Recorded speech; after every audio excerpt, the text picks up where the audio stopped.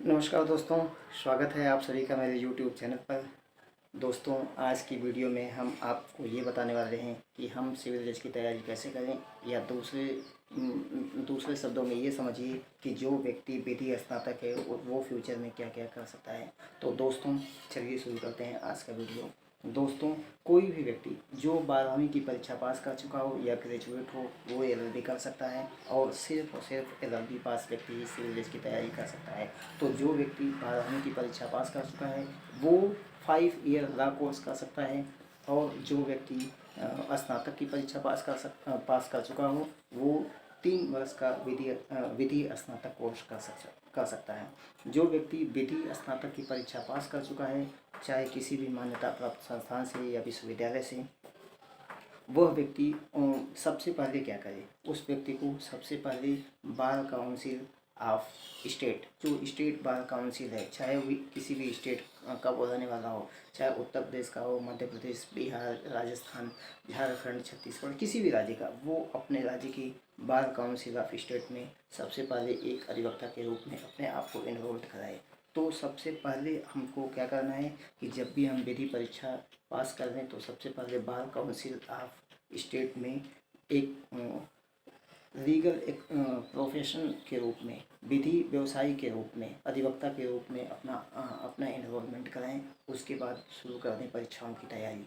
परीक्षाओं की तैयारी में हम LLB पास हैं अगर, तो सिविल जज की तैयारी कर सकते हैं, प्रोसिक्यूशन ऑफिसर की तैयारी कर सकते हैं, और हम एक अच्छे लॉयर भी बन सकते हैं। तो जिस व्यक्ति को सिविल जज की तैयारी करनी है उसको क्या करना पड़ेगा, वो सबसे पहला काम तो ये है कि वो नियमित तौर पे मेरा वीडियो देखता रहे, जिसको मैं यूट्यूब पे परीक्षाओं की तैयारी के संबंध में डालता रहूँगा। तो दोस्तों, जो व्यक्ति विधि व्यवसायी है और सिविल जज की तैयारी करना चाहता है उसको सबसे पहले कॉन्स्टिट्यूशन ऑफ इंडिया, भारत के संविधान की तैयारी बहुत अच्छे ढंग से करनी चाहिए। बेयर एक्ट पे उसका कमांड होना चाहिए, कमेंट्री, और समय समय पे सुप्रीम कोर्ट के जो जजमेंट आते हैं उसका अध्ययन करते रहना पड़ेगा, ताकि विधि के क्षेत्र में उसकी अच्छी जानकारी बन सके। दूसरा, साक्ष्य विधि, एविडेंस एक्ट, तो बेहद छोटा एक्ट है, 167 धाराएँ हैं, लेकिन बहुत ही महत्वपूर्ण है। यह 1872 में बन के तैयार हुआ था, और सिविल या क्रिमिनल किसी भी तरह की कार्रवाई अदालत के सामने होती है तो उसमें इस अधिनियम का महत्वपूर्ण प्रयोग होता है।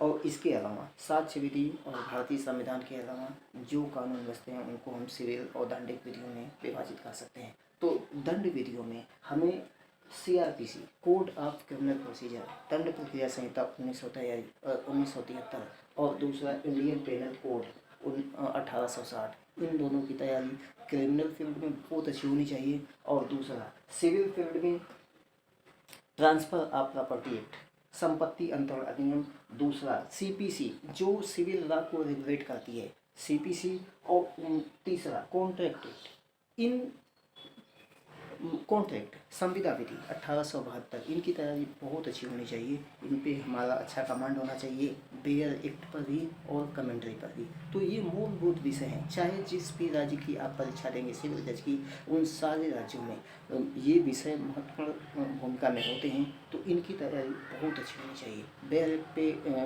पकड़ होनी चाहिए, धारा का क्या अर्थ है, किस तरह से हम उसको परिभाषित कर सकते हैं, और उस धारा पे प्रश्न पूछे जाने पर किस तरह से हम उसका उत्तर लिख सकते हैं। तो इनकी तैयारी हो तो दूसरे जो छोटे छोटे बेयर एक्ट हैं, चाहे उत्तर प्रदेश में आयोजित होने वाली सिविल जज की परीक्षा में मध्य प्रदेश, झारखंड, छत्तीसगढ़, वहाँ की जो लोकल माइनर एक्ट हैं, केंद्र के माइनर एक्ट हैं, उनकी तैयारी आप अच्छी कर सकते हैं।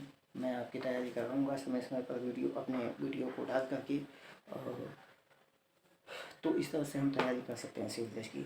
और दूसरा एक करियर और है प्रोसिक्यूशन ऑफिसर की, जिसको दंड प्रक्रिया संहिता में सहायक लोक अभियोजक, और अलग अलग राज्यों में अलग अलग नामों से जानते हैं, जैसे सहायक अभियोजन अधिकारी, सहायक लोक अभियोजक, मध्य प्रदेश में उसको ADPO कहते हैं, असिस्टेंट डिस्ट्रिक्ट प्रोसिक्यूशन ऑफिसर, बहुत ही महत्वपूर्ण पोस्ट होती है। ये लोग माननीय न्यायालय के समक्ष लोक अभियोजक और सहायक लोक अभियोजक के रूप में शासन की ओर से पैरवी करते हैं, और इनकी परीक्षाएं लोक सेवा आयोग से आयोजित की जाती हैं। तो इनकी भी तैयारी आप कर सकते हैं। और इसके अलावा विधि स्नातक हैं तो आप एक अच्छे अधिवक्ता के रूप में भी अपना करियर बना सकते हैं। तो दोस्तों, मेरी उन सभी पेरेंट्स को, उन सभी कैंडिडेट्स को जो सिविल जज की तैयारी करना चाहते हैं, और उनको शुभकामनाएँ कि वो हमारे वीडियो की मदद लेकर के फ्यूचर प्लानिंग कर सकते हैं। थैंक यू दोस्तों।